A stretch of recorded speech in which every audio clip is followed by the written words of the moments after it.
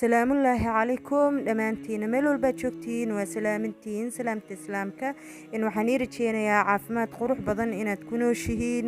إن أصحابتي ذا قالقة أهوى مركلة إيو كمبني جينا فوائف اللي في مباركتي على أبوه صوص صاري وعلى بقاد التيسري ما شاء الله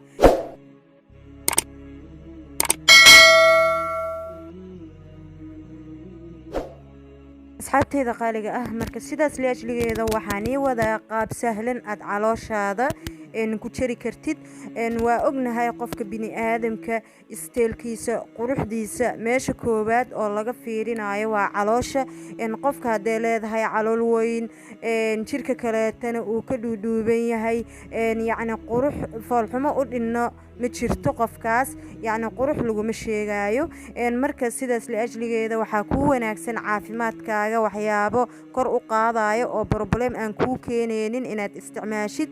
waxaan wadaa daawooyin herbal ah aad qaadanaysid calooshaada maasha Allah natiijo wanaagsan aad ka gaaraysid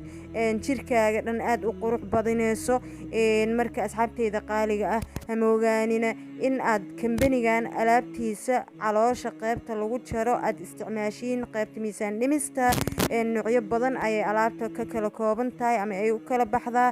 marka sidaas laajligeeda hadeertaan waxaa gudagalaynaa fiidiyogan ka hadlayo caloosha qaabka بسم الله الرحمن الرحيم الحمد لله رب العالمين دمان bulshooyinta Soomaaliyeed aad iyo aad baan ni salaameynaa waxa weeyaan waa kambanigeenii weynaa ee Forever Living Product maanta waxaan ni haynaa kulli maalin walba waxaan la wadaagnaa productyadeena qaybo kamida maanta waxaan ni haynaa waxa weeyaan productkeena qayb kamida qaybtaas oo ah bulshada Soomaaliyeed qaybo ay aad iyo aad muddo dheer ay u daneynayeen taasi oo ah qaybta caloosha lagu jaro qaybtan caloosha lagu jaraa saddex qaybood bay ka kooban tahay qaybta koowaad waxa weeyaan waa kiniinkan waa Garcinia Plus baa la yiraahdaa Garcinia Plus wuxuu qabtaa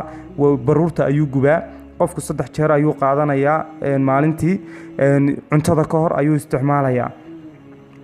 sidoo kale waxa jirta iyaduna dacarteeni oo sharaaba dacartani iyadoo sharaaba oo uu qofku qaadanayo oo casiira wuxuu isticmaalayaa habeenkii aroortii 2 waqti 60 ml ayuu isticmaalayaa 60 ml marka aroortiina quraacda ka hor iyo biyo ayuu isla isticmaalayaa sidoo kalena wuxuu ku darayaa habeenkiina cashada kadib ayuu isticmaalayaa kani waxa weeyaan waa herbal tea amba waxaan loo yaqaano Forever Lipton tea waa sida Liptonka kale ayuu sameeysan yahay waana shaaha kambaniga waxa weeyaan isaguna uu ka caawinaya qashin saarka iyo waxyaabaadkaas oo dhan biyo yaro diiran ayuu qaadaya qofku koob sida shaaha oo kala ayuu biyo diiran ku shubanaya dadna sidii Liptonka ayuu gelinaya kadib uu isticmaalaya waqtiga markuu isticmaalo habeenkii aroortii ayuu isticmaalaya inta muddadan socoto qofku wuxuu iska yareynayaa sharaabka badan iyo sidoo kale waxyaabaadkan carbohydrate-ku ay ku badan yihiin ayuu iska yareynaya dad badan oo kamana sheegtay oo aad iyo aad uga jartay ayaa tiimamkeena kamid oo dadkeena la shaqeeya kamid aad iyo aad baan iigu soo dhaweynaynaa alaabaadka kambaniga waad mahadsantihiin. Assalaamu calaykum.